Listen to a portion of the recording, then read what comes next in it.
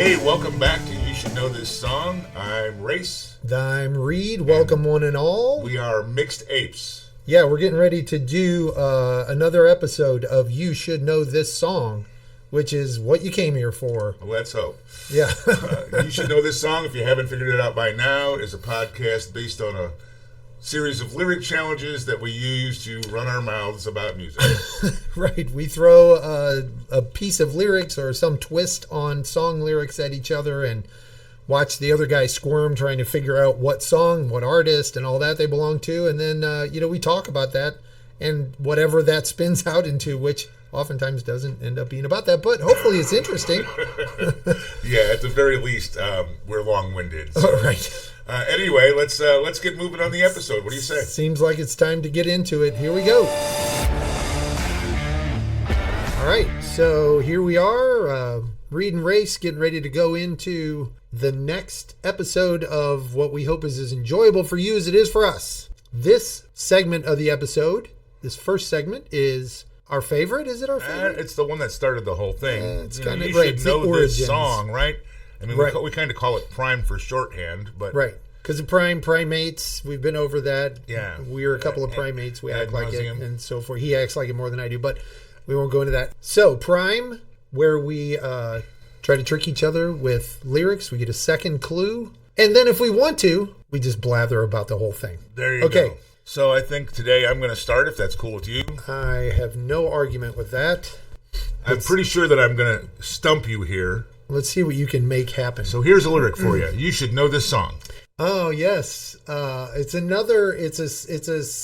attempt to trick me with what we have talked about.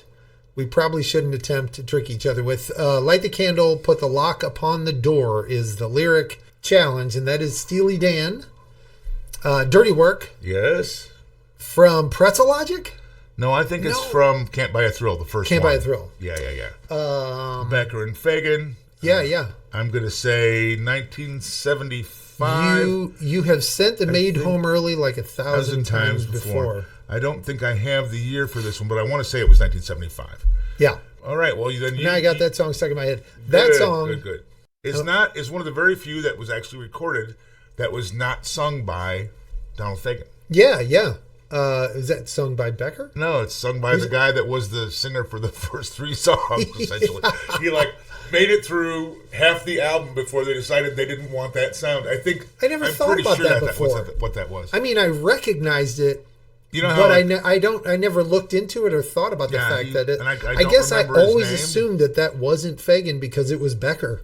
I mean, I was just like, well, it's not Donald Fagen, and who else is it going to be? No, that's the other guy because they actually had a singer on that first album. Right. And I don't think he made it through the first 5 tunes. I really don't. I mean, he may have actually recorded them. I don't think they made it to the recording. He survived them. It's not like he didn't make. You never know with Becker and Fagen. They might, they could be buried in the desert for all we know. I think they would probably like that being said. I don't know. Okay, so that song, what I was going to say about that song is that I think it's probably pretty obvious that it's kind of a haunting vocal line at least. Yeah, and I think he does a great job with the vocals on that song. Yeah, I agree. Yeah. It's always had not a Steely Dan song feel to me, probably because of the vocals. Yeah, I would agree. Yeah, I mean, the chorus definitely sounds like Steely Dan. Yeah. But the individual verses do not, because you're probably right. It probably has to do with it being that it's not Fagen singing. Okay, it's my turn, right? I think so. Well, you better be ready for this, pal. Okay, here's your clue. There is no real perfection. There'll be no perfect day. I'm not getting anything from that. I really hope you should know this song, first off. Yeah. You should know this song. And I really hope you say get... that before I say it. That's true. I really hope you get this song because it is a great song to remember. I hadn't thought about this song in a long time, and when it popped into my head the other day, I was just like, oh my gosh, I'm so glad that song popped into my head. So here's your second clue. Just love is our connection, the truth in what we say, so listen to my song. So let me do this again. There is no real perfection. There'll be no perfect day. Just love is our connection, the truth in what we say. So listen to my song. That listen to my song part tweaks something, but I don't know. I don't have it. What do you got? It is Perfection by Badfinger. Okay. So listen to my song of life. You don't need a gun or a knife. Does that ring a bell? Yes. Successful Conversation is kind of the thing that makes you think it's the name of the song, Right. In the chorus. But does that ring a bell now? Do you It remember does. the song? Yes. Yes. I love that song. Love that song. All the words of that song, the sound, the singing, the guitar strum, the whole thing. I just love that song. Anyways, Badfinger, written by Peter Ham, 1971, off of the Straight Up album. And for me, that song should still be played currently on the radio. That's why they make personal media, right? Yes, that's why you're listening to your YouTube music and your other streaming services. All right. Well, I'm sorry I didn't have anything there. I think I've got one here that you might smack yourself in the head for when you don't get it. Oh, right. Yeah. Thanks for setting me up. You should know this song. I'm so ready for this. You don't really love that guy you make it with now, do you? You don't really love that guy you make it with now, do you? No, that's not something. Something there is. What's my next clue? Give me another one. I know you don't love that guy because I can see right through you. Yes. No, it's not by Yes. No, it's not a Yes song. It's not off of Yes songs either because it's not a song by Yes. I know you don't love that guy because I can see right through you. Oh my gosh. It's trying to bubble up, but it's not. Go. The song is called Superman. The band is called REM. Oh, yeah. Oh my gosh. I am not Superman right now. Well, the way that I've been rolling, I don't feel bad for you at all. The album, I'm so sorry. And I love REM, and I love that song, and I'm sorry, REM. I'm just plain sorry. That's written by Gary Zeckley and Mitchell Butler. I believe that it was someone else's song and someone else's actual hit. Really? Yeah, if I'm not mistaken. I don't know that I ever heard that. Yeah, I don't think I did either. And when I say hit, I mean... Maybe it was like a country hit or there was a song from the Baltics. Oh, wow. And we never heard it. And they just adapted Where it to do you English. come from with this crap? Oh, man. Anyway, so apparently you didn't know this song. I didn't know this song. And again, I do know that song, and I know where those lyrics are in that song, and now I've listened to the whole thing in my head, actually twice. Darn it. What a great song, and I wish I remembered it. Okay, it's you. So I hope you don't embarrass yourself like I did, friend. You should know this song. Once upon a midnight dreary, I woke with something in my head. Okay, so I'm guessing this is not the poem by Poe. No, I don't know it. Go ahead and give me an next clue, please. Not Edgar Allan Poe. I really hope that you know this song because I think you know this band, and I think you'll appreciate this band for a couple of really good reasons. Okay, next clue is... Couldn't escape the memory of the phone call and the words you said. Once upon a midnight dreary, I woke with something in my head. Couldn't escape the memory of the phone call. I'll give you another clue. Think of you getting it? I know that I'm not going to get it, but I know that I know it. The best harmonica player in the past 20 years, easy. That would be easy. That would be Blues Traveler. Hey, John Popper. Is that his name? John Popper. Yeah, it's Runaround. Really? Blues Traveler. Yeah. Why you want to give me the rundown? Right? Yeah. Well, I'm just reading. I'm sorry. I'm silent. I was just reading the lyrics, trying to place them in the song. Yeah, I should have had that one. That's actually the first. Should have known that's song. Actually the first two lines of the lyrics of the song. And I thought that because of that, to me, the very first two lines of the song are so, like, they hit me right away. I was hoping that would trigger for you. So that was Blues Traveler. That was written by John Popper, 1994, from the album 4. And man, what a great song! What a great album! What a great band! What a great all band. the way around. Yeah, I just like my youngest son. He says that listening to that band is one of his quote unquote guilty pleasures. Huh. And I get what he's saying in that it's kind of pop, and he's definitely not a pop guy. Right. But that band is so good, and he's easily the best harmonica player that's come around in the last 20 years. Easily. I mean, I don't know that I've ever heard anybody outside of the blues genre come anywhere close to what he does. Right. With the harmonica. It blows me away. The only other thing that pops to mind for me, and I don't know a lot of harmonica players, so I don't mean to offend anybody by not including them, but his harmonica playing always reminded me of how amazed I was with Stevie Wonder's harmonica playing.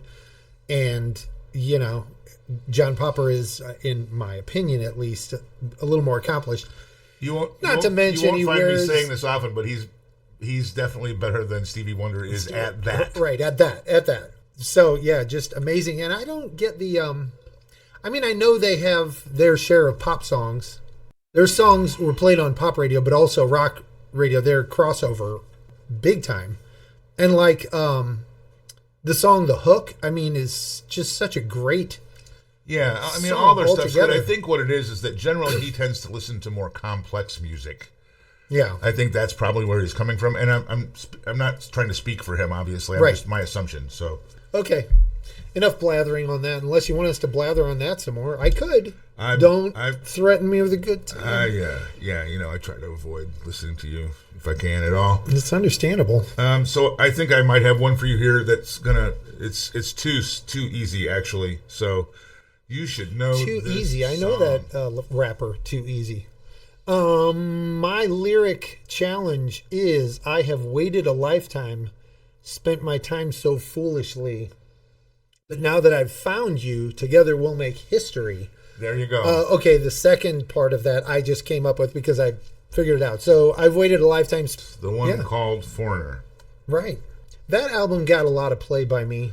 And That album got a lot of play by everybody. By everybody. And yeah, Foreigner was all over the radio from there for a couple more albums too, I know. But well, that first one was really pretty amazing in that I don't remember anybody coming new on the scene. Yeah. And kind of just like taking over like that. Yeah. I'm going to say that was 76. The first album, it was on the album Foreigner. It's written by Mick Jones. Like the people that were in Foreigner. Yeah. Like Spooky Tooth, King Crimson, Frampton, Aerosmith. Oh, they're Ian Hunter, derived from all those guys. Like all those guys were big time professional musicians. Yeah, right. It was kind of a Lou Gramm, kind of a super group thing. Yes, right. But I don't know that was anything that people knew at the time. You know what I'm saying? Right. It's interesting because I don't, as much as their music was played and as much it was, it was played on a huge crossover rock, hard rock, even pop radio, spectrum. And on none of them, and what you would have expected on the rock stations, I don't recall a lot of conversation by the DJs about that aspect of it. Like right. Like King Crimson's a pretty heavy-duty, intense, early on prog band. You'd think that somebody would have said, "Hey," on Spooky Tooth. Spooky Tooth, yeah, they had a lot of airplay. Lots going on there. You would think that somebody would have said, but I just don't remember it being talked about, acknowledged a lot, and it seems like it would have been good fodder for on radio stations that had a little more liberty to chat about that kind of thing. Yeah, absolutely. That's great song, great band. I am a little. You were a Foreigner fan, right? Early on. Okay. I think once they got to maybe the third album, I was like, okay, I've had enough. I know. I don't want to say that they all sound alike. It's not like they're Boston. You know what I mean? Like, because Boston, the albums actually sounded similar, or even those 3 or 4 Floyd albums that were all kind of the same musically, thematically. But they were definitely like I hit a saturation point. Yeah, I was gonna say at the moment there, those few albums, the Boston Journey Foreigner thing. Mm-hmm. But I've heard you comment on your inability to deal with the oversaturation from a couple of those other bands, and I was wondering if you got oversaturated with Foreigner as well. Yeah, then the thing is I'm an obnoxious prick, right? Like we know that going into the game, right? So. And that's putting it mildly. Yeah, exactly. I'm a toned down obnoxious prick. But you know what I'm saying is, like, my opinion about that stuff, it doesn't mean jack. Sure. And I don't want anybody to get the feeling or the impression that I'm kind of, I certainly was a musical snob for a long time. Yeah, weren't we all? Aren't we all at some point or another, whether you want to be or not? Oh, this band's better, that band's better. Yeah. No, I was more asking. I was more asking if you. Wondering if, because we hadn't talked about that in particular, wondering if you had also reached sort of. Yeah, I hit the wall with it. Yeah, I've heard enough of Foreigner for a while. You know what I mean? Yeah. In hell they had like. Oh my gosh! I'm going to say, I'm pulling it out of my left ear, right? But I'm going to say they had 12 or 13 top 50 hits. And during that same time, the Journey was just all over you, and Boston was all over you, and I relate Foreigner coming out to the timeline that Styx was also really getting some airplay and I'm just going to try to do this off my top of my head. So Foreigner, I'm going to say came out around 75 or 76, that first album, right? Mm-hmm. Styx, Lady was probably 72 or 73. Yeah. And then that next album, Crystal Ball. So that would have been kind of in the same era. Yeah. Journey, I've got like 78, 79, 80. Well, the Greg Raleigh singing years, but before pre-Steve Perry, right. Which is when I became aware of when they really hit the airwaves, when they really started getting their heavy crossover airplay, because they were a rock station band before that, but really successful. Yeah, and Boston, probably kind of right in between there, I think. Anyway, that was fun. Is it me? Do I get to smash you? Yes, I think you do. Well, take a taste of this, big fella. Should I know this song? You should know this song. Am I forgetting that part? Is that what's every time? Oh, every breath I take. Oh, every move I make. Boy, I don't know what that could possibly be. You don't? Why don't you give me the next clue, please? Oh, here's your second clue. Or, baby, please don't go. No, I don't know, man. I have no idea. I kind of. It sounds like it's a take on the police. I kind of did that to prank you a little bit, but sounds like a take on the police. You'll be surprised because you do know the song and you know the lyrics and whatever. It's "Dire Maker" by Led Zeppelin. Oh, Jamaica. Sorry. That was. Oh, yeah. Yeah, you don't have to go. 1973, Houses of the Holy, and written by everybody. Everybody in the band, apparently, wrote this, some of that song, which is kind of surprising because, I mean, how many people? Does it take to write that? Did each of them toss in? Put another O in there for me. Put another O in there for me. Just kidding, fellas. You're the greatest, and I mean that. Okay. Okay. Funny. So, yeah, So, Jamaica. I would have been... Do you know Jamaica? Like what that means? I don't. Okay, so... Think of the rhythm of that song, the sound of that song. It's not Dire Maker, it's Jamaica. Oh yeah, it's a Jamaica. It's done in kind of a reggae-ish reggae beat. Yeah, right. That's what they were doing. They were saying, "Here's our thing in this genre." I get it. I did not ever know that. Somebody had to tell me that. Shame on me. Yes, I'm always ashamed of you. Thank you. I'm counting on it. So I would have been really, really impressed if you had guessed those lyrics. Yeah, I would have been impressed too. Alrighty. So I guess it's my turn. Righto. I'm going to skip past one and come back to it because I've got something I just really cannot get off of my chest here.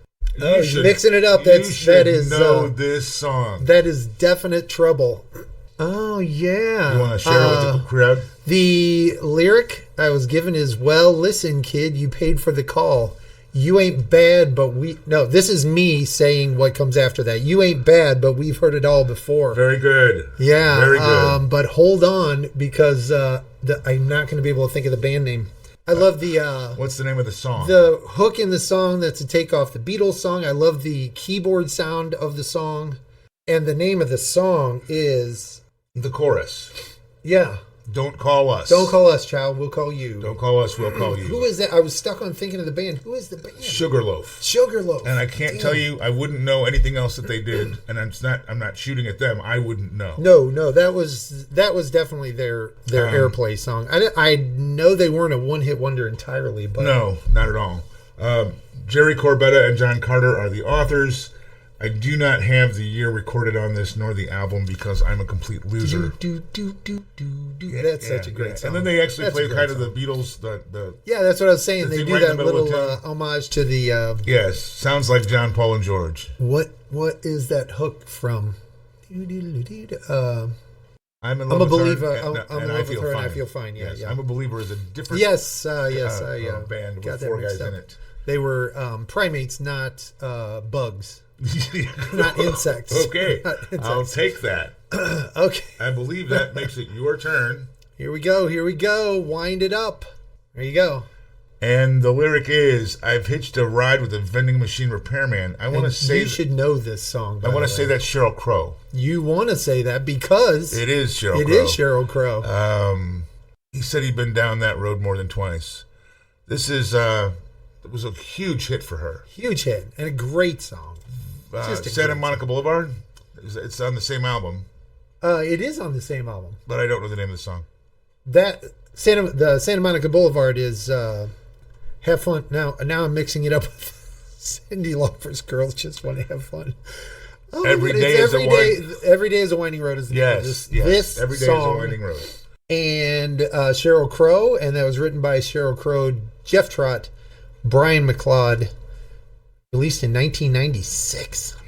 Still Which such is a great long song. damn time ago. Such a great song, and she's great. And I don't have any jokes to make about her, or mean-spirited things to say because I just can't come up with it right now.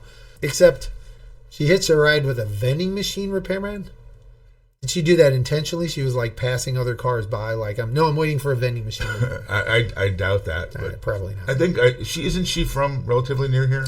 Kennett, Missouri, baby. Boot Heel. Boot Heel. Yeah, she's from the Midwest. I've been to Kennett, Missouri. My family used to go fishing there when we were visiting my grandmother in the Boot Heel in Caruthersville.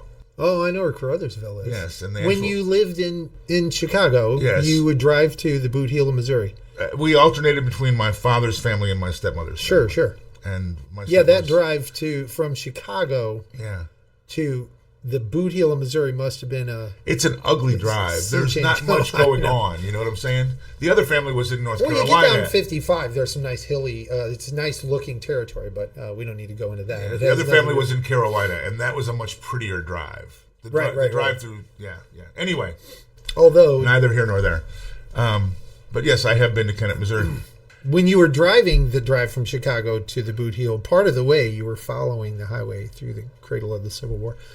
Okay. I was. And I was also for part of it on Route 66. On Route 66? That's true. You were true. Getting your kicks and you didn't even know. There you go. And actually, I was riding. I was not driving because I would have been like 12 years old. True. So are we moving on? Is it one more each? I think it's one more each. I think it's one more each. Okay. All right. So this one's mine to give to you. Yes, it's true. It is. So should I know it? You should definitely know this song. Oh. Folks, I should know this song. You should know this song. I don't know why you don't know this song. The lyric is, I really meant I was sorry for ever causing you pain. Oh, I know this song and I'm not going to be able to think of it. I really meant I was sorry for ever causing you pain. Cold Shot, Stevie Ray Vaughan. The second lyric clue that Race just gave me is, you showed your appreciation by walking out anyway. And that's a cold shot, babe. Stevie Ray Vaughan, isn't that off of Texas Flood? I believe so. And oh my gosh, it's so long ago, and it shouldn't be because that song, that was 88? Yeah, if that. Yeah, wow. W.C. Clark and Mike Kindred, it's a traditional blues tune. It's not actually Stevie's original It's song. not Stevie's original, right. But that happens so much in the blues, I'm certainly not giving any crap for it. The guitar hook for that song, Stevie's guitar hook for that song was, I don't want to say it's what put him on the map, but this was the radio airplay song in part because of that guitar riff that he put on there. Right. Yeah, that one. And his sound was just so spectacular, exciting playing. Oh my gosh, I still hear it and just want to hear it. Hey, you know what? I'm going to give you a clue now. All right. Should I know this song? For another one, you should know this song, so know it. It's all right to tell me what you think about me. I won't try to argue or hold it against you. No, I don't have anything. Give me the next piece of that. You're going to have to think, alternative rock bands, a little newer, but they've still got some years on them, but they're a huge and currently is still a presence in the alternative rock scene.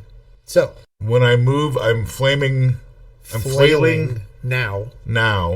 It'll happen once again. You'll turn to a friend. I don't know, man. I don't know. It's not pulling anything. I'm feeling like a failure here. I was hoping that it's a band you know. I hope you know this song. It's "Damn It" by Blink-182. This is Growing Up. Doesn't ring a bell? No, it doesn't.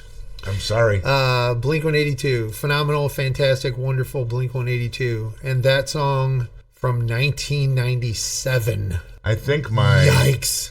youngest child just got tickets to an upcoming Blink concert as a birthday gift. Oh, that's happening nice. next year. Very and she's nice. very excited about that. Happening next year. Is it happening like September?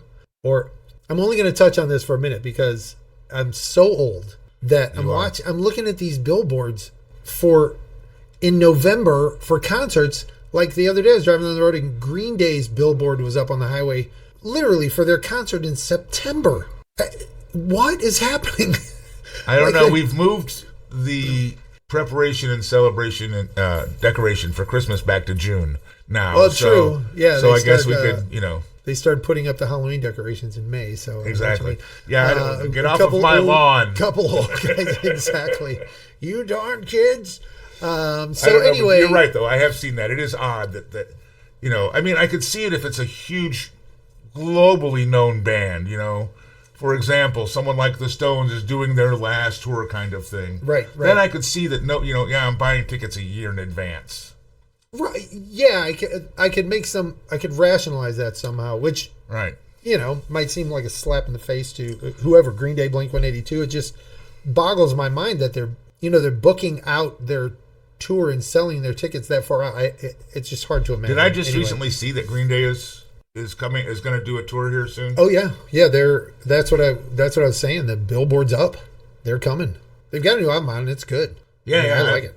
I've heard a little bit about it. I actually haven't heard any of it. I've heard a couple of songs. They're the college radio play songs at this point. But so again, that was Blink-182, great band. If you don't know them, you should know them. I was looking at all this. Sorry, Blink-182 guys, but I was looking at all this on the web to get my details down for the song. There are a couple of images of them currently, the Blink-182 guys, and I haven't looked at a picture of them since. They're like a skate punk band-ish, West Coast-ish skate punk band. Sure. And that's what I had in my head. A bunch of 22-year-olds, 19, 20, 23-year-olds. They're not 19, 20, or 23 anymore. Yeah. The album was Dude Ranch. Is that what you've got? The album was Dude Ranch, yes. And Mark Hoppus, by Scott Rayner, and Tom DeLonge. And the only reason I jump ahead to that is because you know what Tom DeLonge's doing these days? I don't. Tom DeLonge, last I heard, is frontman and I want to say mouthpiece, but that sounds derogatory, and that's not my intent. Right. For a Star Something Academy, they're UFO. Oh, really? The truth is out there, people. Oh, really? Yeah. And I'm sure I want to say it's Star Something Academy. I could easily be wrong about that. Right. Not the Star Chamber. No.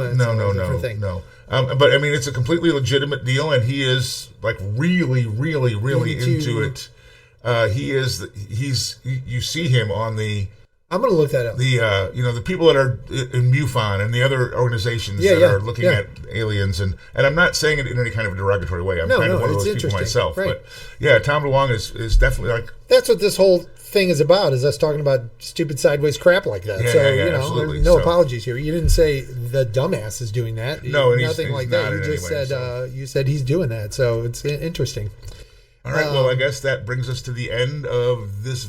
I think we're going to have to cut it off. Cut the You Should Know This Song.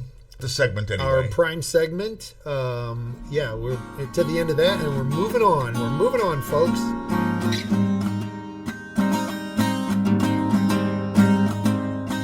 Well, that was a good time. Thank you. Thank you. I really enjoyed that. Yeah.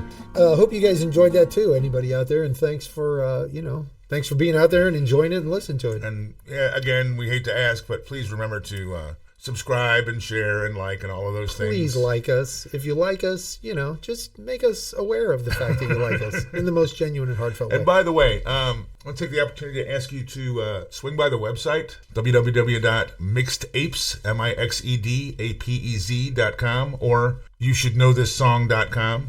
Yes, both point to the same site. Either one will get you to where you really want to be. And first off, fill in the little subscribe thing that allows us to let you know when something's going on. And secondarily, take a look at the charities page. There's a half a dozen or so organizations that we really feel strongly about. Yeah. we're trying to do this and have fun doing this and enjoy ourselves doing this and hopefully give you some entertainment doing this. But we also want to, acknowledge the fact that there's good stuff to be done in the world. And there are organizations doing good stuff, Absolutely. not just trying to entertain people with their time. Yeah. And you'll find there's a wide variety of charities on the site, and there's no benefit for us in directing you there. The links go directly to their sites. And correct. At any rate. Just something we feel like should be out there. Yeah, please take a look and do what you can for the folks that need So, help. hey, Race. Hey. Do you want to do Ask and You Shall Deceive? Sure. That sounds like a great idea to read. Yeah. Well, I'm not going to go quite that far. I don't know that you've ever been responsible for a great idea, but I do know that sounds like a good time. Keep them to myself. So, there you go. My invisible friends tell me that I have lots of great ideas. So Ask and You Shall Deceive, for those of you who are uninitiated, is where we turn part of the song lyric content into a question for the other person, so that if they can figure it out and answer it, they have figured out what song is being asked about. They answer essentially as the lyric. Right. Probably they're going to answer it as a lyric. So, it's kind of fun to watch the other person agonize and see their eyes spin around in their head as they're trying to figure out what you're talking about. Race, you got one ready? I do. It's a kind of a simple one to kind of illustrate the point, actually. What can't Sammy do in his Trans Am? Oh, my gosh. Sammy can't... Can I scream it? No. He can't drive 55. There you go. He just can't drive 55. And that is I Can't Drive 55. Sammy Hagar is the artist as well as the songwriter. The year was 1984, not 2084. And the album was VOA, I believe was the name of it. And I did see an interesting thing. He actually partners with, if not F1, then NASCAR on a couple of commercials about driving 55, and one of the You mean back in that? Not that back. Really? Not that far back. Yeah. Excuse me. Is that like a for California thing? I don't remember ever seeing that. Like a public service? No. Like a commercial for NASCAR. Oh. And I believe the guy that he partners with drives the number 55 car, and they kind of make a little joke about it, kind of a thing. Right. Because they won't let Sammy drive number 55, so I can't drive 55. Exactly. They probably didn't actually do that, but that's what I would have done if it was my Yes, I would agree. So anyway, that's we've covered all that. That's how the format works. So did I listen to that song a lot. Oh, it was on the radio nonstop. Yeah, it was all over, but I listened to the whole album too. But that song, I'm embarrassed. Well, then you would remember the second song I referenced in that question was Trans Am. Yeah. Wow. All some weird memories flashing back. Okay, here is one for you. How about not the seasons, nor wind, nor the sun or the rain fear this person?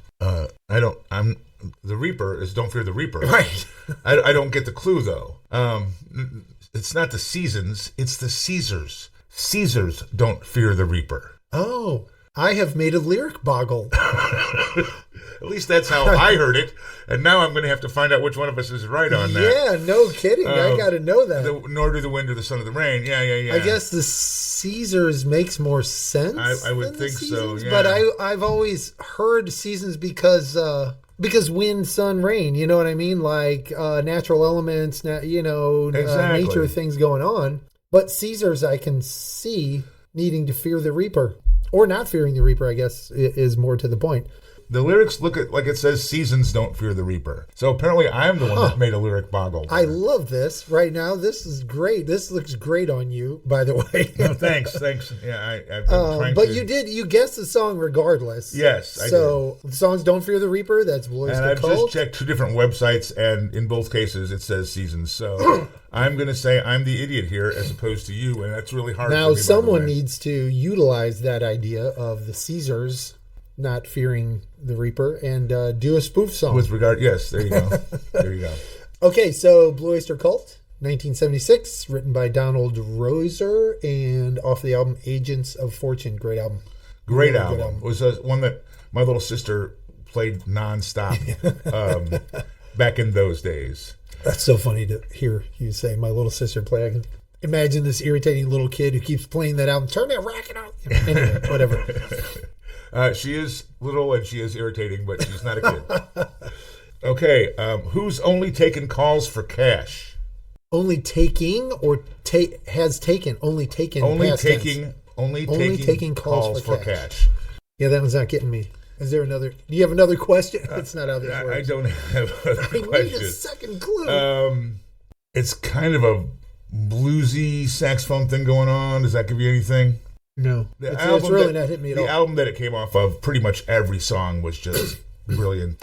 It's Wait. Who's the band first? Maybe I can. Dire Straits. No. Most of the taxis and most of the whores are only taking calls for cash. From your latest trick off of Brothers in Arms. I did not. Yeah. Obviously, Mark Knopfler having written that. Right.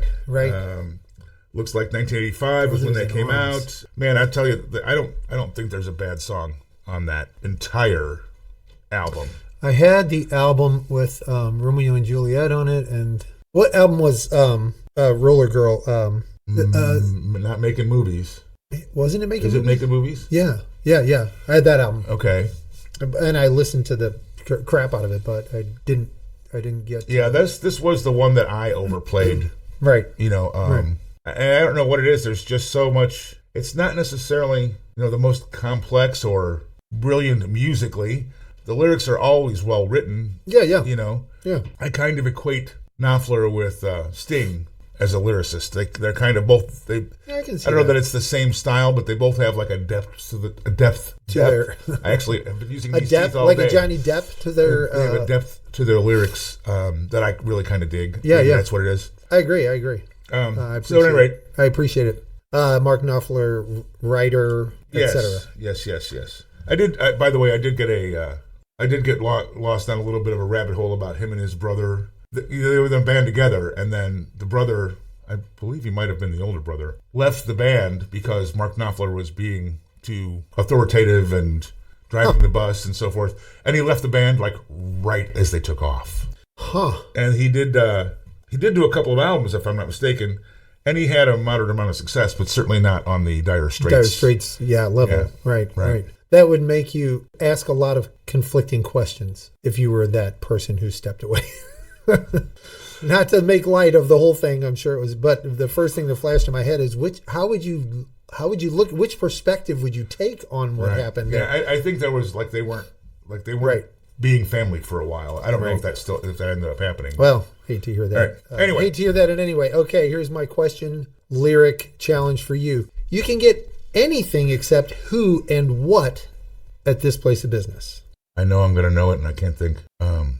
Because you can get anything you want at Alice's restaurant. Hey, there you go. Nice. Accepting Alice. Yes, accepting Alice. You can get anything you want. Except an Alice? Yeah. Alice's Restaurant, Arlo Guthrie. Do you want me to say how old that song is? I know how old I am, and it's almost that old. I'm going to say 1968, 69. Ooh, that was very close. 67. Wow. 67. The album's Alice's Restaurant also. That's a phenomenal album. There's several different anti-war things on there. Yes. Country Joe and the Fish did some stuff at the same time. Mm-hmm. I think they might have actually toured together. I could be wrong about that. Yeah. But I seem to see, for some reason in my head, seeing them on the same stage doing stuff. Right. Certainly, I don't remember seeing that. It's something that I would have seen in a documentary because in 7 years old. I was going to say, that was a little before I was going to any concerts. But yeah, I agree.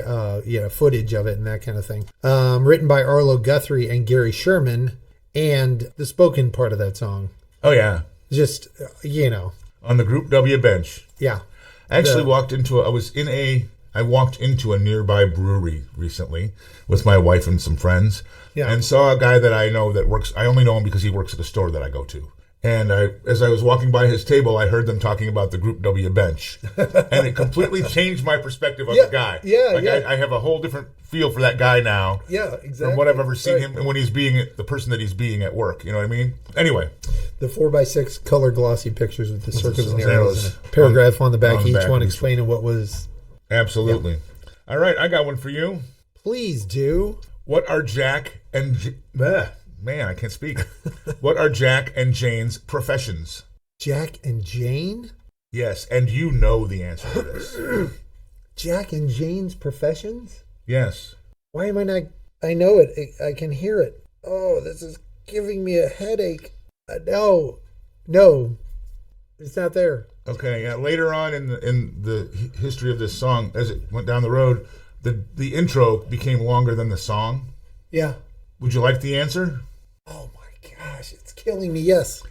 Jack, he is a banker. He's a banker. And yes, Jane, sweet Jane. Oh she my is a clerk. gosh. Yes, exactly. I'm really surprised you didn't get that one. I could hear it too. I mean, and I that could was just like hear it. the easiest line in that song. Like that was an absolute. I gimme. know. It's like you have earmuffs on and it's playing low on a stereo. I want to see. You're It'd like, be great to sit here and see you with earmuffs on while we're doing it. Oh my gosh. Gosh, that's so great. Excuse me. Yeah, that is Oh, fantastic. Man. That was a good one. I really appreciated that. Yeah. I enjoy. I mean, even though I didn't get it, I really enjoyed that. My brain was doing some heavy work there and just not making it happen. Harder. I was lashing it harder. Okay, my turn. Yes. For you. They want you to shake the hand that shook the hand of what two people? Boy, oh man, I don't know. I'm leaning towards like the Dead. You're there. I don't know. You Tell got me. the band. Yeah, I can't come up with the lyric. They want you to shake the hand that shook the hand of P.T. Barnum and Charlie Chan. Yeah. U.S. Blues. Grateful There Dead. you go. There you go. I never was a huge Dead fan, but Neither was I. But there are 6 or 7 radio tunes. Yeah. That just, as long as it's not the live version, because those are like 40 minutes long, that I really, really dig. And like, I think there's probably 3 or 4 of them that I actually know all of the lyrics to. Right. I know several people that are big Dead fans. Oh, so do I. Yeah, they're vicious too. So they're going to be after you just because you weren't enthusiastic in support of them. Not that you said anything derogatory. And they're coming for you. Specifics on that? That was Jerry Garcia and Robert Hunter, the writers. From the Mars Hotel is the album. And I do not have the release year on that. You. Somehow I missed that mark. Probably somewhere between 1965 and 1970. 65. yeah, somewhere around there. Absolutely. Okay. All right, what do you got for me? I think this is my last one for you on this particular go round. But you're gonna love it if you get it. Where do you wish you were eating barbecued iguana? Oh, I'm so glad you asked that. South of the border. No. Tijuana. Okay. You want to give me the whole yes, here, an actual answer? I do. I wish I was in Tijuana eating barbecued iguana. I feel a soft wind on my shoulder. I dial it in from north of the border. I know that's not in the right order there. Right.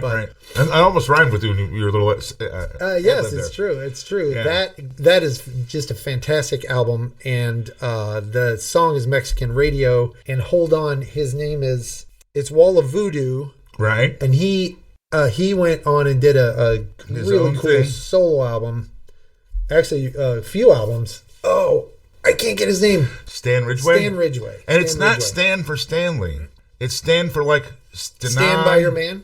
Like STANAN or something. I didn't write it down, but I did notice it when I was looking at the credits. I had no idea. Call of the West is the album. 1982 is the year it came out. Kind of like today it would be racist adjacent. it's not blatantly racist, but I mean there's a couple of the standard tropes about Mexicans and that are in the song. But damn, it is a really good and really weird. Like that's what I love about it, and about Stan Ridgway. His solo efforts were also appreciably just odd. I mean, I loved the way he approached the whole thing and the music that was put behind. Sure. Almost everything. Calling Out to Carol. I mean, that song still just runs around and around inside my head.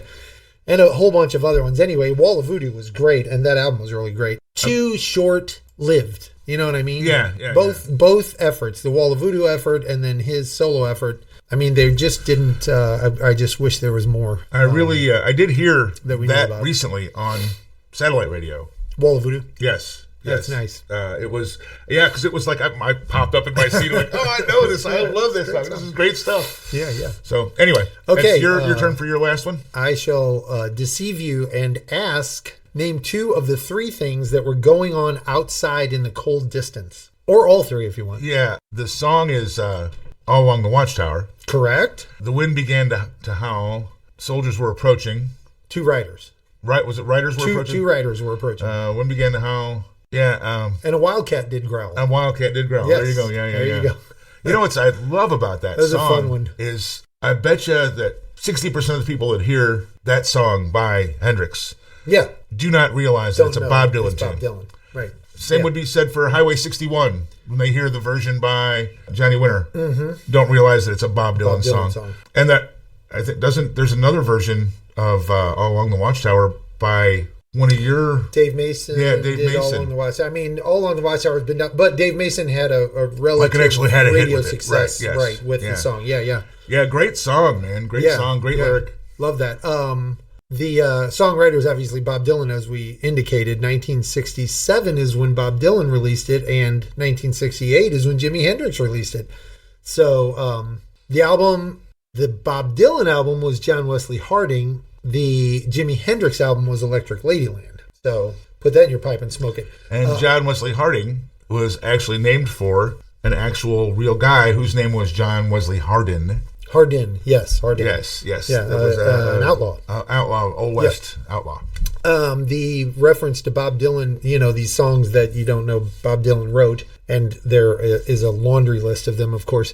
I saw a blurb when I was looking up information on this. I can't remember when it came up, and I didn't dig into it, but it was quoting, oh my gosh, now his name has just run out of my head, but it is a more recent, like a 90s vocalist. I mean, how am I supposed to live without you? The guy with the high-pitched voice anyway. Okay. Oh my gosh. If I don't remember his name, the whole thing's pointless. Anyway, I don't know what point he was commenting on how weird it was that he found himself in a room writing a song with Bob Dylan at some point. And it struck me because it was so, like, two totally different worlds. Like the guy saying it is ultra pop, and there's Bob Dylan, and they're writing a song together. So really, somebody can go look that up. Look, I can't be bothered to have these kind of details in my head and try to make sense and remember things, for crying out loud. I heard a song recently by Bob Dylan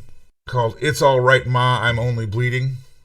I don't know if you know the song. You mean it's a recent song, or I heard recently heard a song. It's an old song. Yeah. I mean, like 60s song. And I had heard it before, but I'd never really actually focused on paying attention to the lyrics.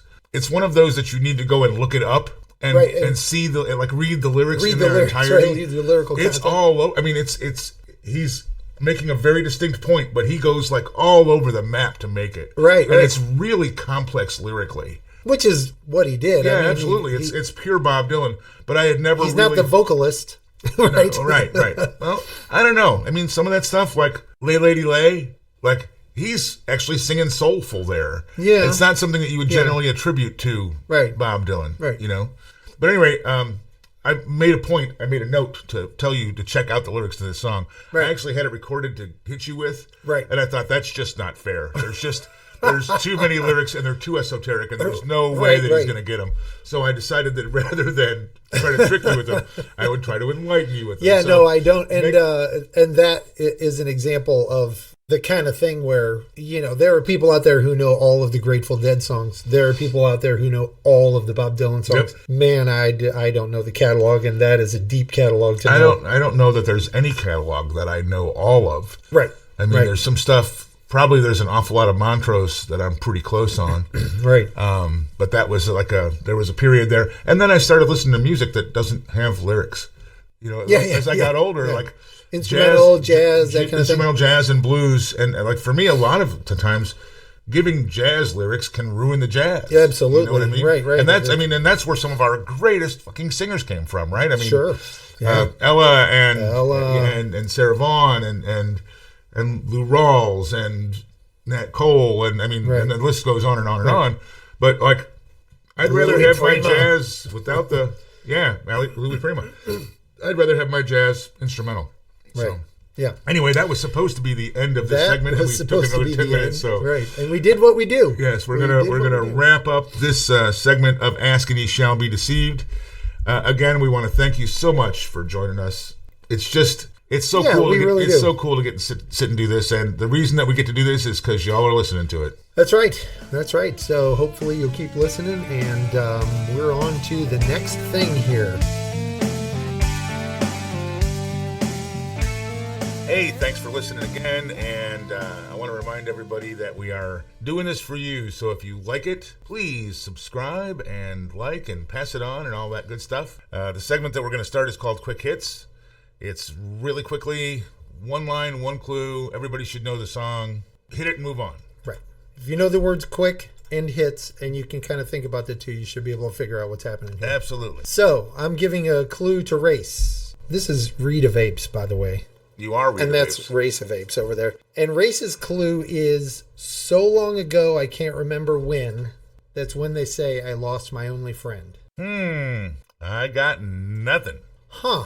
I'm surprised about that one. Anybody out there? You want to call in? Anybody? Hit the bat signal. Hit the bat signal. That is One Headlight by the Wallflowers. Yes. Jakob Dylan, so on and so forth. Yep. That song has worn well. It was 1996 from the album really Bringing Down the Horse. That's a long time ago. 1996. So he's twice as old now as he was then. Probably. And when I hear that song, it still really sounds like a fresh tune to me. I mean, I really get that kind of vibe from it. Okay, it's you. I Live by the River. London Calling, The Clash. Very good. Wow, I can't Well believe played. I pulled that out. I cannot believe I came up with that. It's not really my style. When you It's think generally about not. No. You generally kind of stumble All along. right, are there. you ready for you? I'm ready for me. How about your pops caught you smoking and he says no way? Man, that's ringing something, but it's not coming to me. It's not a song you'll enjoy remembering if you remember it. If you remember it, you won't enjoy the fact that it's actually in your head. Oh, isn't it Beastie Boys? It is Beastie Boys. Fight for the Right, maybe? I can't believe you got that. I kind of can't believe you got that. That's not my general neighborhood that I live in. But it's it's what this is supposed to be. Songs that are they're in your head whether you like it or not. You probably know it. Beastie Boys 1986 from the famed album License to Ill. And I won't go any further with that because we're not supposed to during this part of the show, Graham, right? There you go. But I do want to go into the Beastie Boys album License to Ill. Okay, your turn. Your scarf, it was apricot. That doesn't ring a bell at all. Now, if I said apricot, it might. It's a whole different thing. Nothing at all, huh? Your scarf, it was apricot. No, not kidding me. You sure? I'm gonna have to. You're go so ahead vain, Carly Simon. Oh my gosh, that's a good line out of that song to trip me up with. Well, that's generally my intent is to trip you up. So. Where is that? Now I'm listening to all the lyrics of the song. Okay, so it was only released as a single. Not only released as a single, initially released as a single. It's 72, and they still don't know who she's talking about. There's still like message boards on the interwebs. I thought she confirmed that song was about Mixed Jagger. Mixed Jagger. He's one of the mixtapes too. Certainly mixed something. No, she never did. It's one of three. Really? Yeah. And that was never on an album. I didn't say that. I said it was released as a single. I thought you were implying that. No, there was no. And I found that a couple of times this week going through stuff that there's because I made a concerted effort now to actually have the year and the right album available, and I couldn't find an actual album that was on. But it was. I know that I did see the comment that it was originally released as a single. Well, I'll be interested to see what the comments and input are from our listener, whoever he is or she. See if somebody chimes in, because I can't remember. It was a very long time ago, and I'm digressing, I know, but I'll try to keep it brief. A very long time ago that I thought I actually heard an interview with her where she said that it was about Mick Jagger. But feel free to go and track that down. I do want to track it down. I do want to look for it. Okay, but I would say if Wikipedia doesn't have it, it was something that obvious, Yeah. The interweb's going to have it. Okay, your turn. My turn. Your turn. To Quick Hits You. How about Well, the Change Was Made Uptown? Nothing. I'm hitting zero for And everything. the big man joined the band. Oh, well, that's Bruce Springsteen. Yeah. 10th Avenue Freeze Out. Yes, it is. I was trying not to say it with some rhythm. Maybe I should just say it with some rhythm. No, that's the whole point, right? That song's written by Bruce Springsteen from 1975. And look what I typed in there. Bjorn to Run. I mistyped the word born. That was for the release in the Great North. Yes, that was the Netherlands release. Absolutely. Of that song. By the way, I forgot to mention that Jakob Dylan wrote One Headlight. You did. On the Wallflower song. And that the Beastie Boys, You Gotta Fight for Your Right was written by Adam Horowitz, Adam Yauch, and Rick Rubin. So now I'm caught up on my obligatories. Yeah, and I did not say that Joe Strummer and Mick Jones of The Clash wrote London Calling. See now? Yes. What the hell is wrong with us today? We're a little and off your scarf, our, it was apricot, would be, of course, Carly Simon. Because it was Carly Simon. Yes. All right, your turn to try to trip me Let's try not to break this anymore. I like your pin shot. Steely Dan, I can't think of the girl's name. It's the girl's name.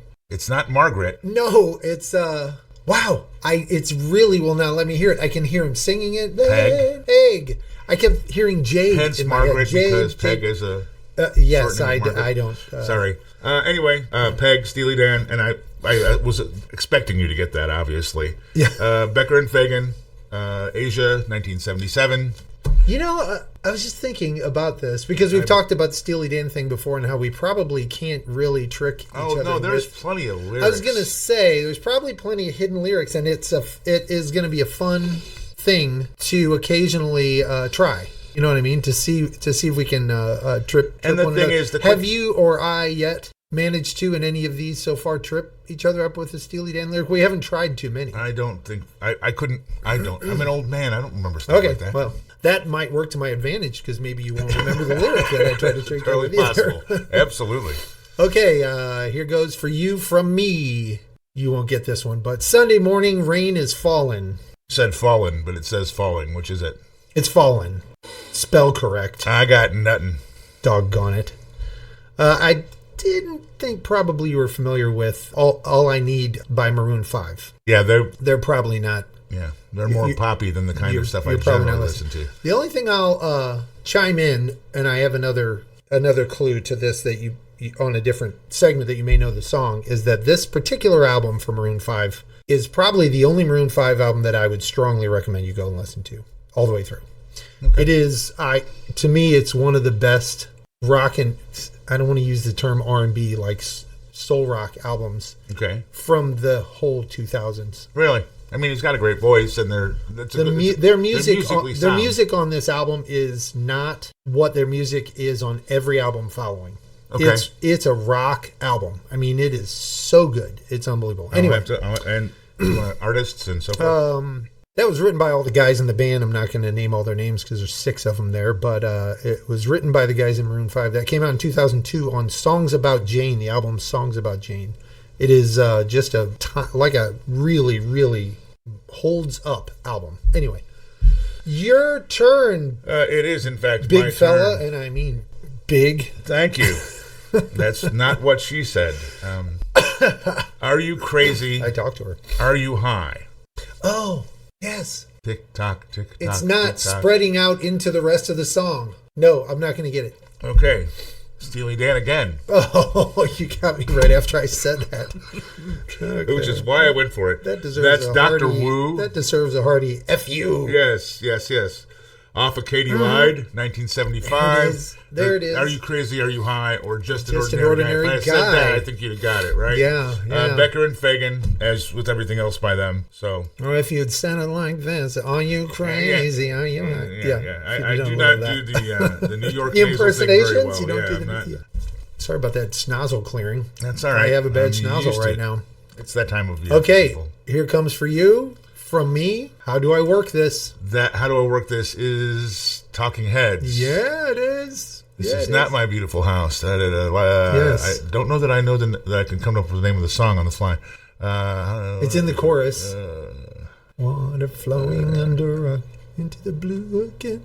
Yeah, no. What is it? After the money's gone, once in a lifetime. Once in a lifetime. Once in a lifetime, Talking Heads. Written by David Byrne with some assistance, as far as I could tell, from Brian Eno. But mostly David Byrne riffing on the music that had been presented in the studio. An interesting tidbit that I found out is that they were going to throw this song out. The rest of the band felt like it was crap. It wasn't going to work, and David Byrne was like, hold on.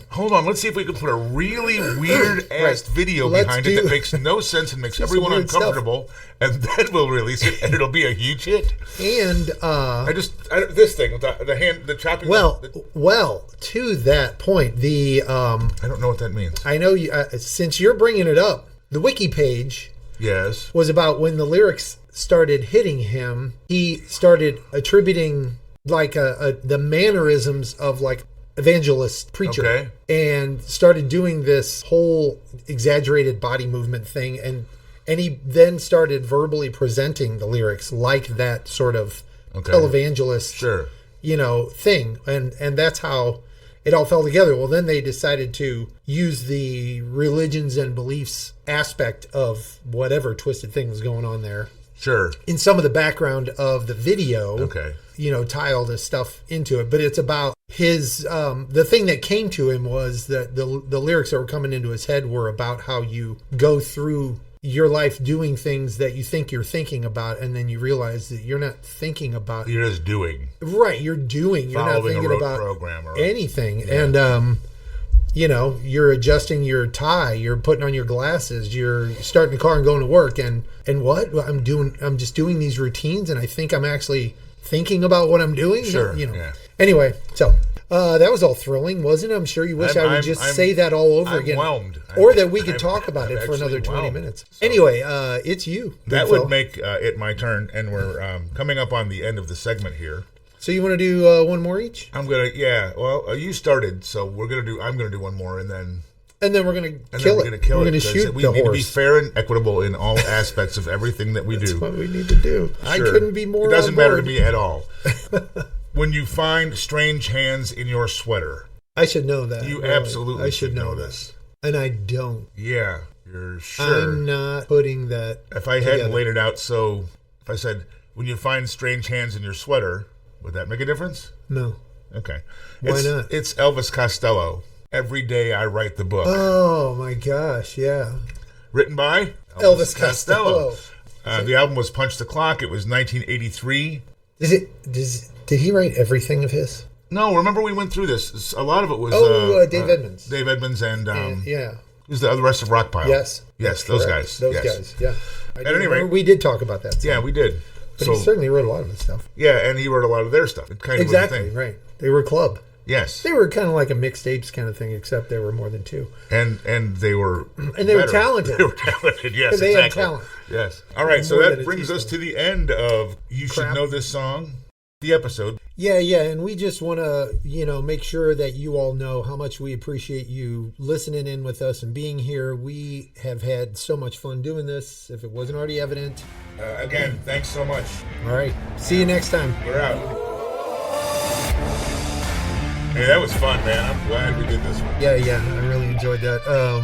If it wasn't evident in what kind of content you just heard there, what kind of blathering. Yeah, we're having a good time, guys and girls.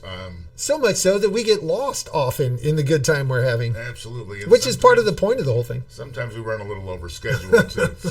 We just want to say thanks for joining us. We're having a great time. We certainly... knowing that you guys are out there, and there seems to be more of you all the time. Yeah. That makes it all the more worthwhile. Yeah.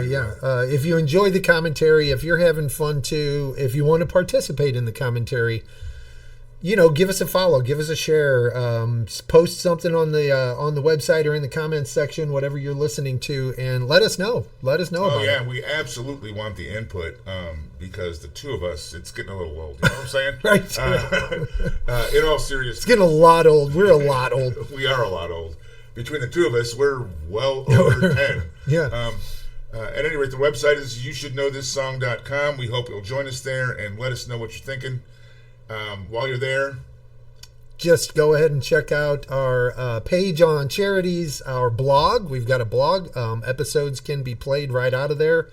There are a number of things you can do, and list of games, explanation of how we got here and why we're doing this. So yeah, check it out. Yeah, and let us know what you want to see added either to the website or to the podcast. Right. We're always open for what is it? Creative? Not creative. What do they call it? Criticism, good criticism. Constructive criticism. We're always open for something.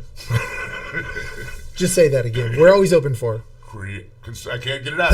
We are always open for constructive criticism. There we go. Yeah, there you go. I just wanted to talk to you yesterday. And we want it. We want to hear from you, and we want to know what you think of the show. So thanks again. Yep, and come on back. Please come back and listen again, and have a great day. Be great.